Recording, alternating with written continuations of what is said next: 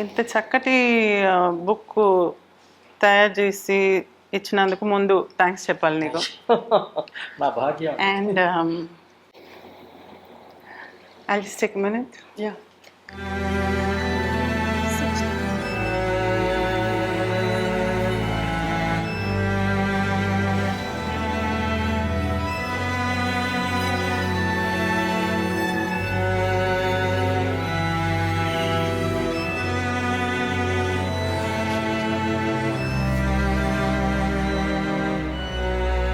నీవు లేక వీణా పలుకలేనన్నది నీవు రాక రాధా. సావిత్రి గారి one of the most famous songs.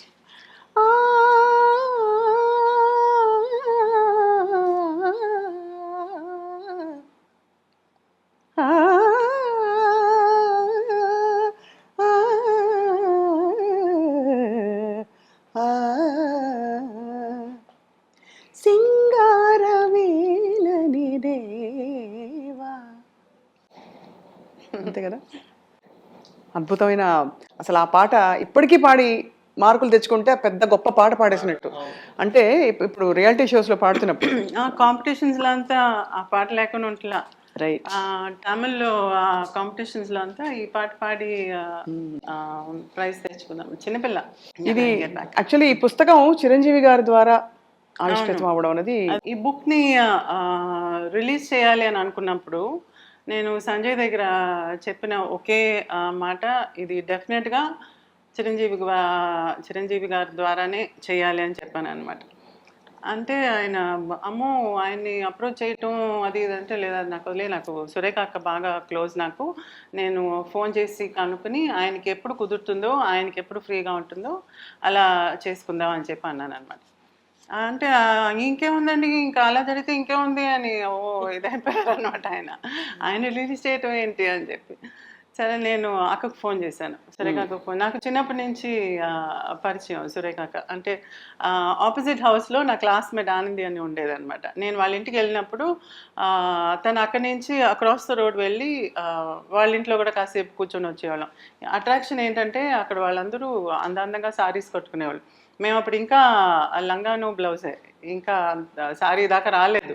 మాకు అప్పుడు ఆశ, ఇంతకుముందంతా సారీ కట్టుకోవటానికి అదొక ఇదిగా ఉండేది.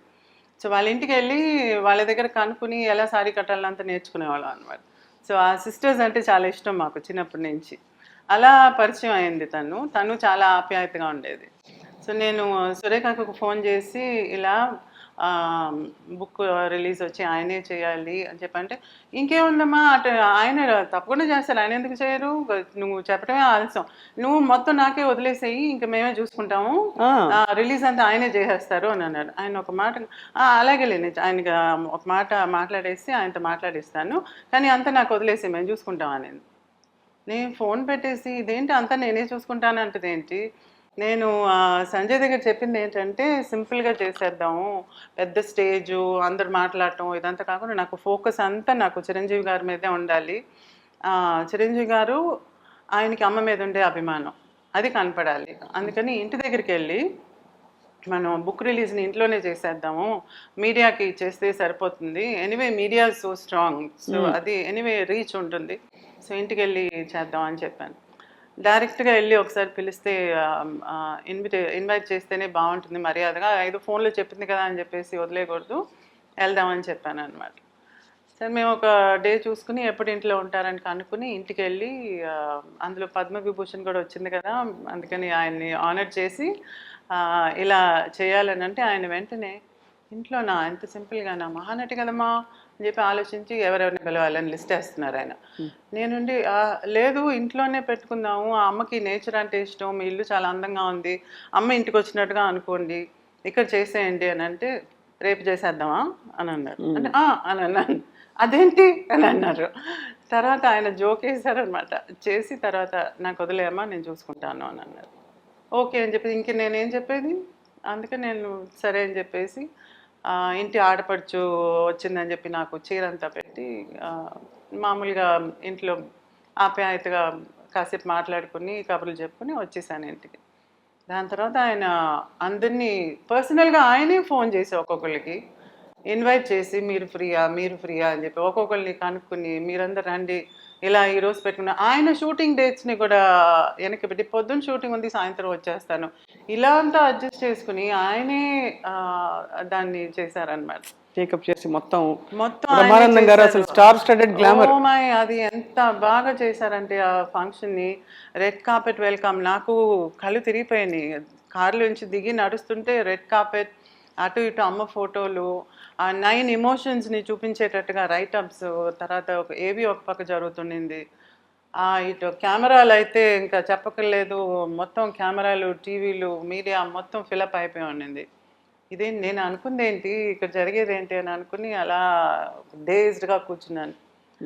తర్వాత నేనే అన్నాను చిరంజీవిని, ఇక నేను మిమ్మల్ని అన్నయ్య అని పిలుస్తాను నేను, ఎందుకంటే మీరు పెద్ద కొడుకుగా ఉండి అమ్మకి ఏం చేస్తారో మీరు ఆ స్థానంలో ఉండి చేస్తున్నారు, అందుకని I can never forget this day అని చెప్పి చాలా ఎమోషనల్ అయ్యాను నేను. అండ్ సురేఖ అక్క ఆఫ్ కోర్స్ నేను చెప్పాను, మిమ్మల్ని కూడా అడగలేదు, అక్కకు చెప్పగానే అంటే అంత తెలుసు అనమాట ఆయన గురించి. అది so the whole family knows that he's like this. నేను మొదటిసారి ఇంటికి వెళ్ళినప్పుడు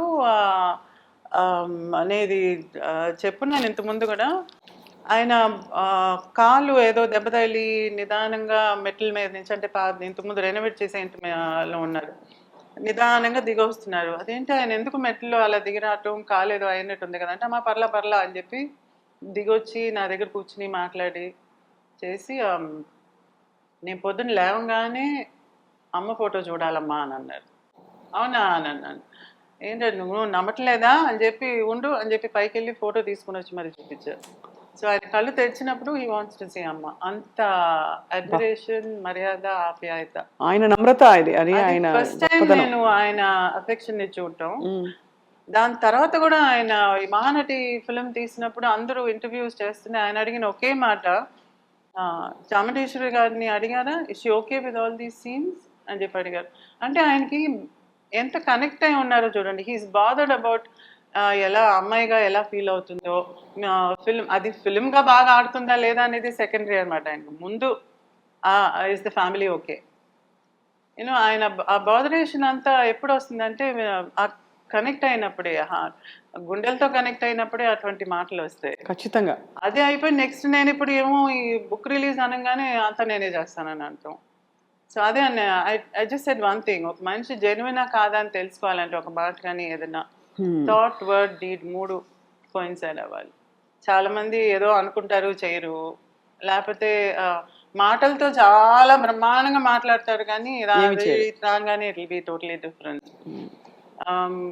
ఏదో చేసేస్తారు పెద్దదిగా మర్యాద చూపించడానికి, అది అంతటా ఆగిపోతుంది. దాని తర్వాత once it is published it's done. Correct. But ఇక్కడ అలా కాదు, it's all 3 have come together. చాలా అది దట్ ఈస్ ద రీజన్ అన్నమాట. So he is the best person to have release this. చాలా నాకు ఇంతవరకే నాకు అనిపించింది, కానీ నిన్న రిలీజ్ అయినప్పుడు ఒక్కొక్కరు మాట్లాడుతుంటే నాకు అనిపించింది, ఆయన ఒక మాట అన్నారు కదా, అమ్మ చిరంజీవిగా అందరి మనసులో ఉండిపోవాలంటే చిరంజీవి గారే రిలీజ్ చేయాలంట. I just love that sentence. And ఇంకొకటి బ్రహ్మానందం గారు చెప్పింది ఏంటంటే, ఈరోజు యంగ్స్టర్స్ మైండ్లో కూడా అమ్మ నిలిచిపోవటానికి మహానటి ఒకటే కాదు, ఇటువంటి మనిషి, he's super star, mega star కదా ఆయన. సో అటువంటి ఆయన అడ్మైర్ చేసే ఆ మహానటి గురించి బుక్ ఆయన సొంతగా ఇలా చేయటం అని అంటే, they will also get attracted towards అమ్మ కదా. So that's the best way to reach the people అని చెప్పి ఐ వాజ్ థింకింగ్, నిన్న కొంత కోట్ల మంది చూసుంటారు, నాకు రావటం ఒకటే యూట్యూబ్లో వస్తున్నాయి. ఇవాళ పొద్దున ఆయన ఫోన్ చేసి, ఏంటమ్మా ఇది, నా ఫిలిం రిలీజ్కి కూడా నాకు ఇన్ని కాల్స్ రాలేదు, ఇన్ని కాల్స్ వస్తున్నాయి నాకు అని అంటున్నారు ఆయన. సో థ్యాంక్స్ టు సురేఖ అక్క, ఇమీడియట్గా దాన్ని ఓకే చేసిన దానికి. అండ్ ఆఫ్ కోర్స్ చిరంజీవి గారిని అంత చక్కగా అర్థం చేసుకొని ఉన్నారనమాట.